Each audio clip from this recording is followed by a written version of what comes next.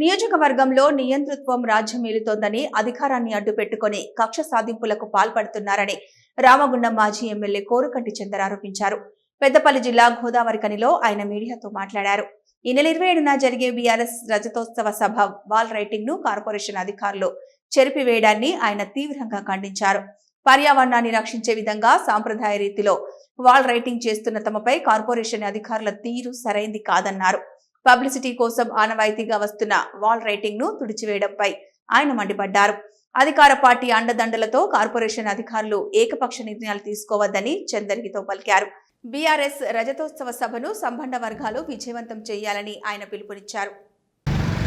27వ తారీఖు జరగబోయేటువంటి BRS party రజతోత్సవ సభకు మేము రామగుండం నియోజకవర్గంలో అన్ని ప్రాంతాలలో వాల్ రైటింగు చేపించడం జరిగింది. గతంలో కూడా ఎవరు సభ పెట్టుకున్నా కూడా వాల్ రైటింగ్లు చేయడం అనేది ఆనవాయితీ. కమ్యూనిస్ట్ పార్టీలు కానీ, కాంగ్రెస్ పార్టీ కానీ, బీజేపీలు కానీ ఎవరైనా కూడా అదేవిధంగా మేము కూడా ఈసారి వాల్ రైటింగ్ అంతా కొంచెం అందరికీ తెలిసేటువంటి విధంగా రజతోత్సవ సభను విజయవంతం చేయాలని వాల్ రైటింగ్ చేపించడం జరిగింది.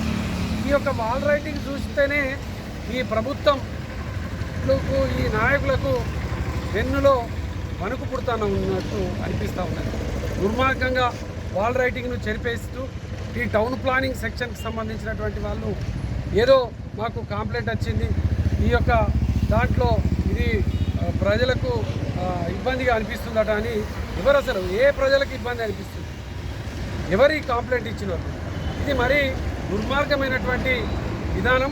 ఈ విధానాన్ని ముక్త కంఠంతో ఈ పారిశ్రామిక ప్రాంతంలో ఉన్నటువంటి ప్రతి ఒక్కరు కూడా ఖండించాలి.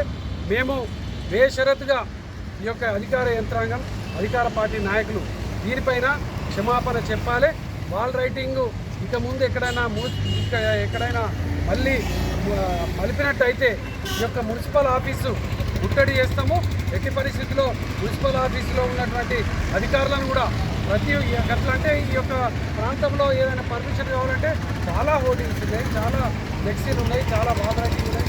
ఏంటి అసలు ఇంత దుర్మార్గమా, ఇంత దుర్మార్గమా, ఇంత దౌర్జన్యమా? ఏం చేయాలనుకుంటున్నారు? మీకు తప్పకుండా తగిన బుద్ధి గుణపాఠం చెప్పక తప్పదు. అధికారులకు కూడా దీన్ని ఏదో మేము ఈజీగా తీసుకునేటట్టు ఉండదు. తప్పకుండా మిమ్మల్ని అడుగడుగునా ప్రశ్నిస్తాం. ఈ యొక్క వాల్ రైటింగ్ విషయంలో మీరు మళ్ళీ ఎక్కడైనా చెరిపివేసినట్టయితే తప్పకుండా తీవ్రమైనటువంటి దాన్ని ఎదుర్కోవాల్సి ఉంటుందని కూడా హెచ్చరిక చేస్తాం.